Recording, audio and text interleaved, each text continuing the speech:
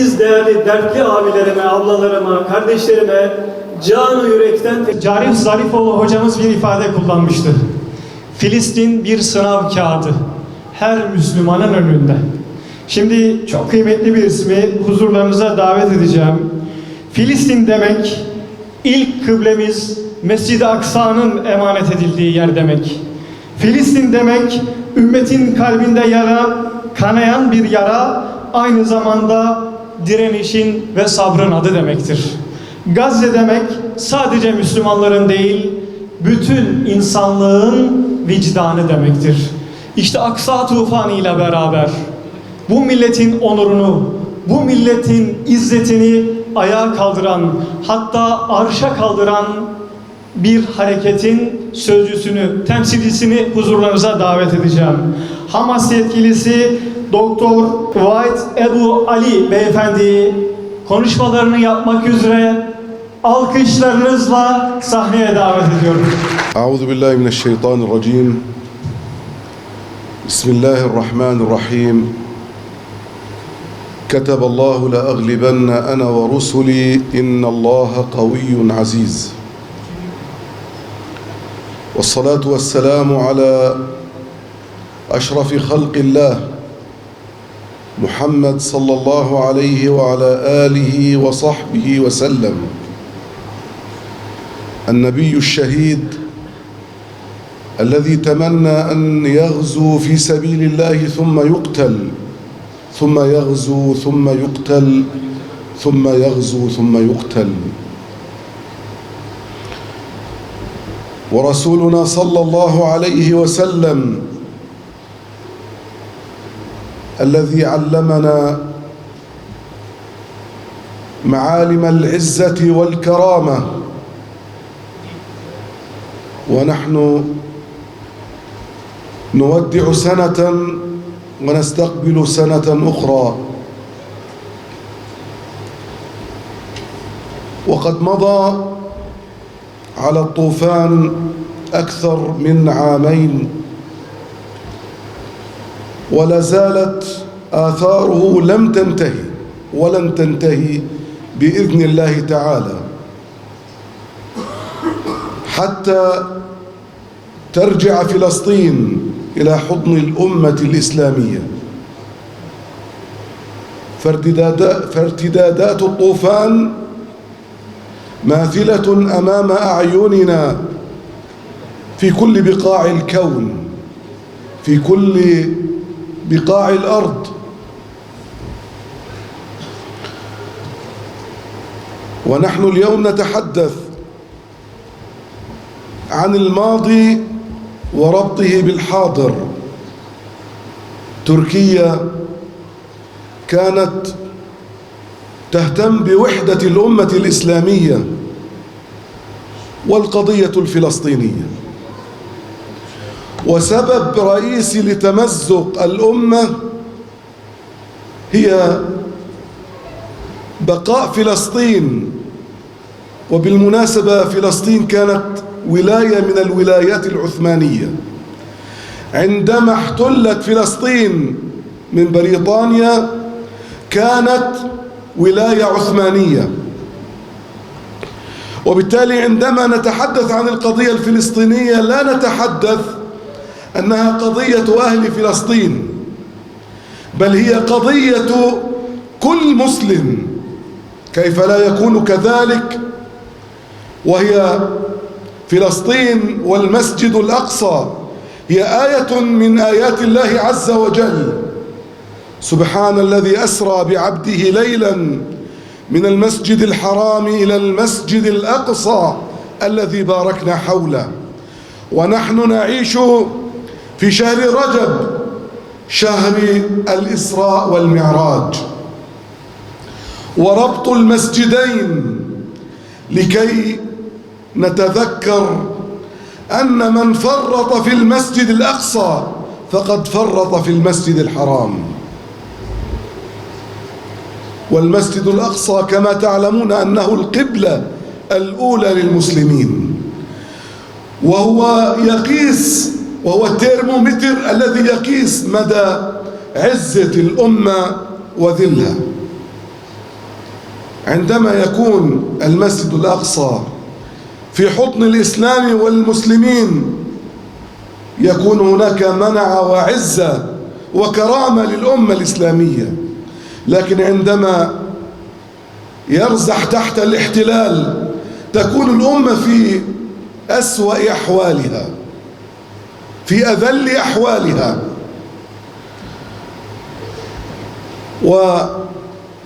وأنتم شاهدتم والعالم كله شاهد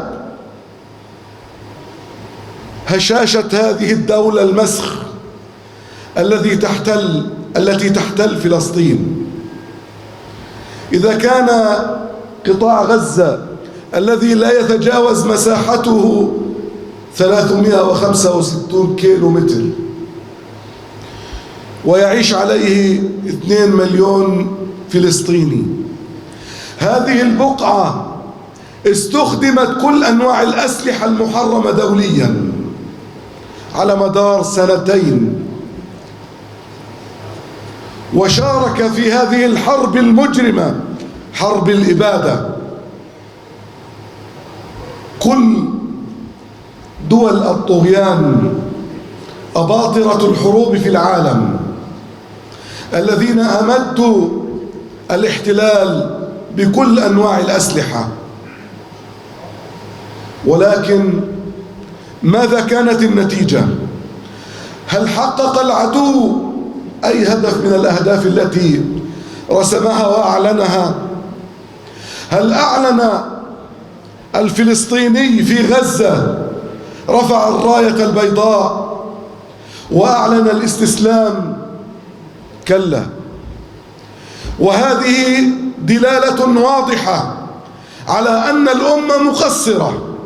إذا كان حال مدينة صغيرة، قطاع صغير لا ترى بالعين المجردة على الخريطة، صمدت وصبرت ونافحت وكافحت نيابة عن الأمة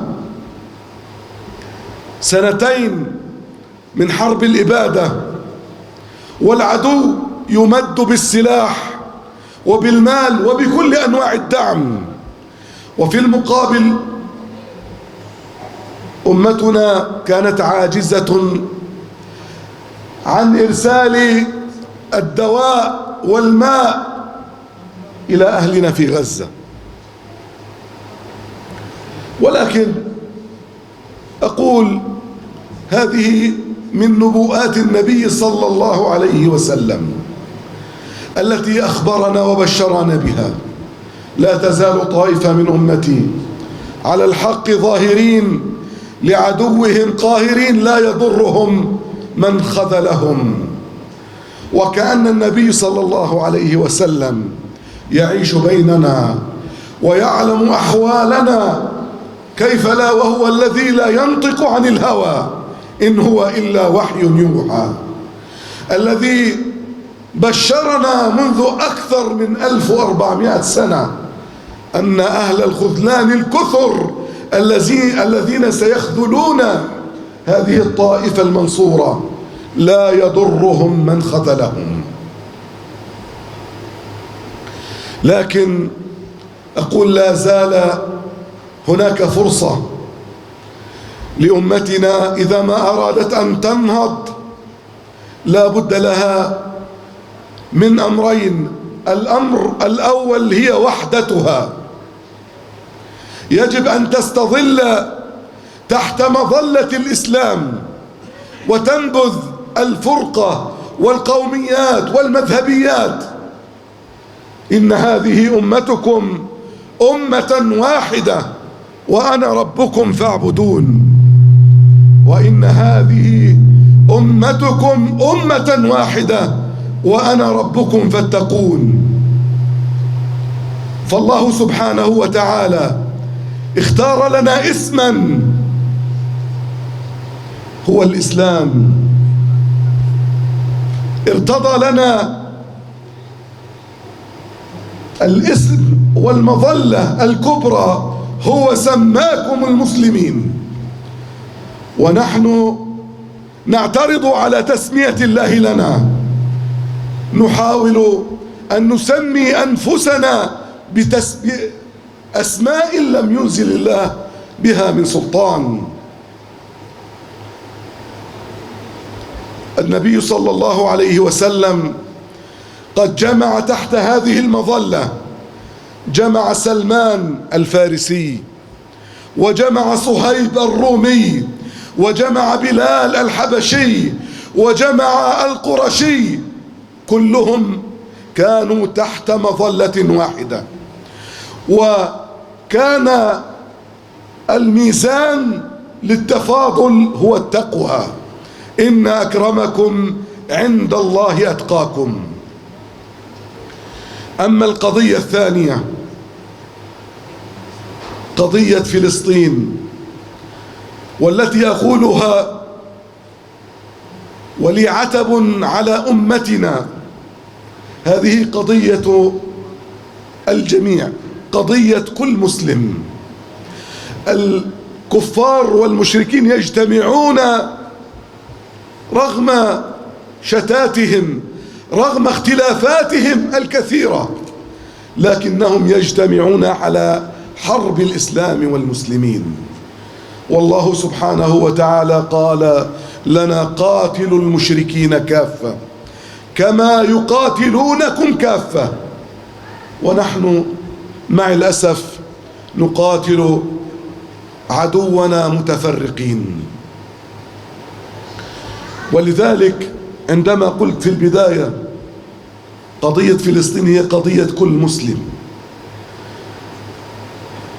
السلطان عبد الحميد رحمه الله دفع ثمنا كبيرا ولم يفرط في ذرة تراب من فلسطين، وبقي التاريخ شاهدا على رجولة هذا الرجل، على كرامة هذا الرجل، على عزة هذا الرجل.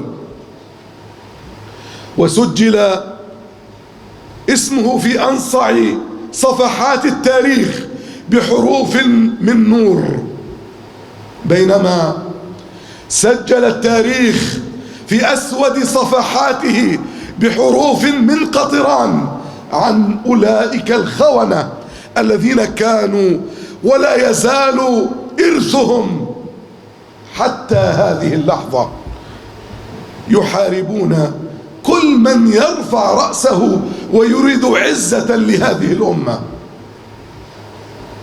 لكن سينتهوا بإذن الله. فالتاريخ يعلمنا أنه قد تعرض الأعداء لهذا الدين، ولكن ماذا كانت النتيجة؟ تحطمت تلك القرون على صخرة ديننا العظيم، كناطح قرنه في صخرة ليوهنها فلم يضرها ولكن أوهى قرنه الوعل. نعم، بقيت صخرة الإسلام صامدة شماء، وتحطمت قرونهم على هذه الصخرة. ونحن نعدكم أننا في الربع الساعة الأخير لذهاب هذه القوى الظالمة، لأن الله سبحانه وتعالى وعدنا ومن أصدق منه قيلا ومن أصدق منه حديثا، ونحن نعيش في ذكرى الإسراء والمعراج، نستذكر هذه الصورة العظيمة والتي سميت بصورة بني إسرائيل، عندما يتحدث الله فيها إذا جاء وعد الآخرة ليسوءوا وجوهكم وليدخلوا المسجد كما دخلوه أول مرة وليتبروا ما علوا تتبيرا. من هؤلاء الذين سيتبروا ويسيئوا وجوههم ويدخلوا المسجد كما دخلوه أول مرة؟ إنهم عباد لنا أولي بأس شديد، إن منهجهم، إن هذا القرآن يهدي للتي هي أقوم، بعد الحديث عن الإفسادة الثانية. ثم في نهاية السورة يذكرنا بالمنهج مرة أخرى. إذا جاء وعد الآخرة جئنا بكم لفيفا وبالحق أنزلناه وبالحق نزل. ثم تأتي بعدها سورة الكهف. وبالمناسبة تحرير فلسطين هو إيذان بإعلان خلافة بيت المقدس التي بشرنا بها رسولنا صلى الله عليه وسلم عندما قال لابن حوالة: إذا نزلت الخلافة بالأرض المقدسة، وكأن الخلافة تنتظر الأمر بالنزول، ولم تكن على مدار التاريخ عاصمة لأي دولة بيت المقدس لتحقيق نبوءة النبي صلى الله عليه وسلم. فيكمل النبي صلى الله عليه وسلم حديثه: فانتظروا الزلازل والبلابل والأمور العظام، والساعة يومئذ أقرب لأحدكم من يدي على رأسك، ووضع يده على رأس ابن حوالة. فخلافة بيت المقدس باتت وشيكة وقريبة جدا، وطوفان الأقصى مقدمة.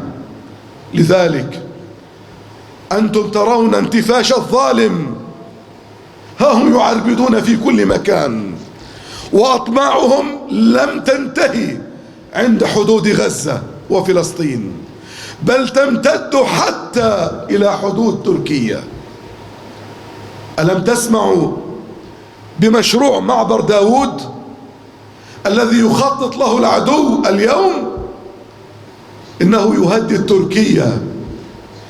إن العدو الإسرائيلي يرى في كل قوة من قوى العالم الإسلامي مهدد له، فهو لا يرى إلا أن ينقض على هذه القوة قوة تلو الأخرى.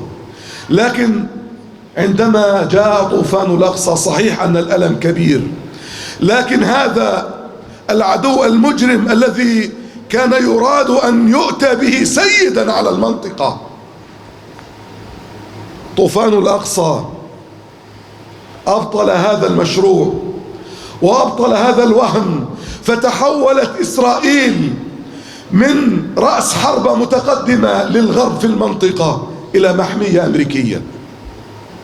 اليوم هذا العدو الذي يريد أن يهدد المنطقة ثلة مؤمنة قليلة لا تمتلك من السلاح إلا الشيء القليل المتواضع، صمدت وأرغمت العدو ولم يحقق أهدافه في هذا الحرب، ولم يستسلم أهل غزة رغم قساوة المشهد، رغم خذلان الناس من حولهم، لكن بقوا صامدين.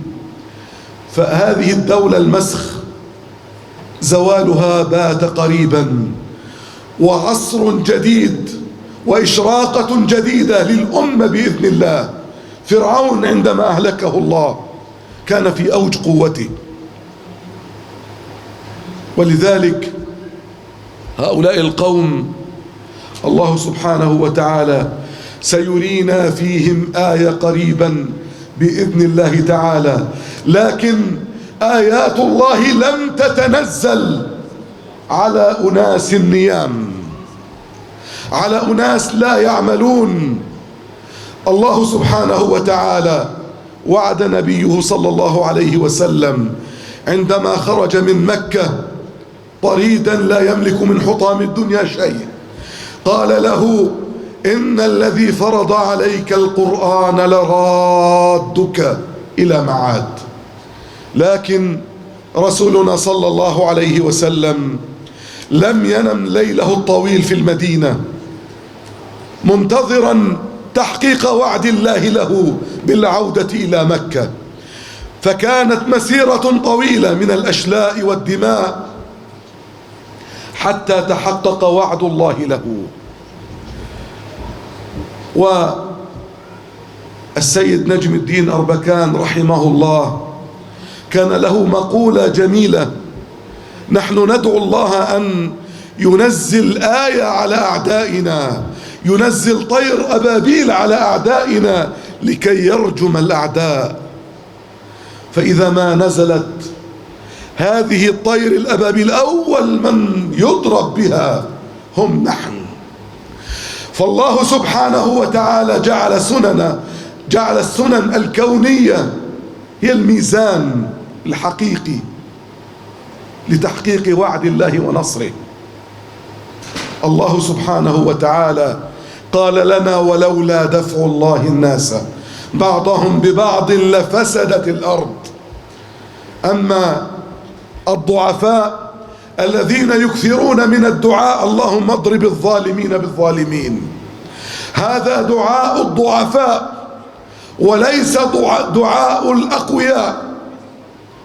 إذا ما أردت أن تدعو فادعوا الله أن يضرب الظالمين بأيدينا، قاتلوهم يعذبهم الله بأيديكم ويخزهم وينصركم عليهم ويشفي صدور قوم مؤمنين.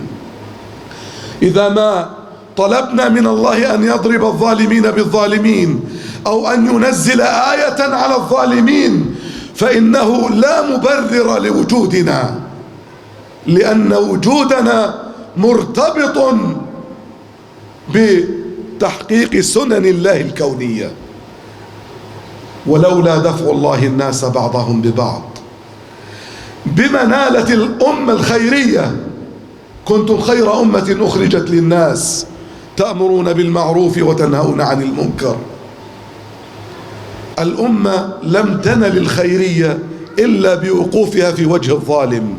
إذا ما دعوت الله أن ينصر الإسلام والمسلمين دون أن يكون لك دور، فأنت تقوم بإلغاء دورك، لا دور لك، لا مبرر لوجودك. ولذلك لا بد للأمة أن تكون دائما مستعدة لوحدتها والوقوف أمام عدوها. قاتلوا المشركين كافة كما يقاتلونكم كافة. والقارئ الذي تلا علينا في بداية هذا اللقاء قائلا: إلا تفعلوه تكن فتنة في الأرض وفساد كبير. إلا تفعلوا المؤمنون والمؤمنات بعضهم أولياء بعض. إلا تفعلوا يا أمة محمد صلى الله عليه وسلم إن لم توالوا بعضكم بعضا، بالتالي تكون الفتنة والفساد الكبير، لأن السنن الكونية لا تحابي أحد. فالله سبحانه وتعالى جعل لنا هذه السنن حتى نسير إليها، حتى نسير في طريقها لنحقق وعد الله سبحانه وتعالى. والله لا يحابي أحدا في سننه. حتى النبي صلى الله عليه وسلم لم يحابيه الله في أحد، وأنتم قرأتم وشاهدتم وسمعتم ما الذي جرى في أحد عندما كان الصحابة يتساءلون: أولما أصابتكم مصيبة قد أصبتم مثليها قلتم أن هذا، فيأتي الرد من الله: قل هو من عند أنفسكم. نسأل الله سبحانه وتعالى أن يوحد أمتنا تحت راية واحدة، تحت مظلة الإسلام، وأن يجمع على الحق كلمتنا، وأن نرجع كما كنا في العصر الأول. والنبي صلى الله عليه وسلم طمأننا أن الخلافة القادمة ستكون ليست محصورة في جغرافيا، ستكون للكون كله. فهذا جبريل عليه السلام قبل وفاته صلى الله عليه وسلم يستعرض مع النبي صلى الله عليه وسلم الخارطة، الكرة الأرضية، فيقول صلى الله عليه وسلم: إن الله زوالي الأرض وإن ملك أمتي سيبلغ ما زوي لي. فهذه خلافة بيت المقدس على خلافة أو على حكم سليمان وذي القرنين. أقول ما تسمعون. بارك الله فيكم وجزاكم الله خيرا، والسلام عليكم ورحمة الله وبركاته.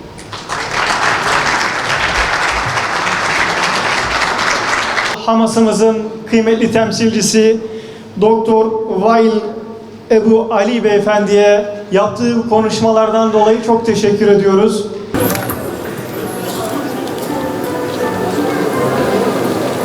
Recep ayında bizleri ayağa kalkmaya, Habibinin ayı olan Şaban ayında küffarın üzerine yürümeye ve ümmetin ayı olan Ramazan ayında bizleri zafere erişmeye nasip eyle.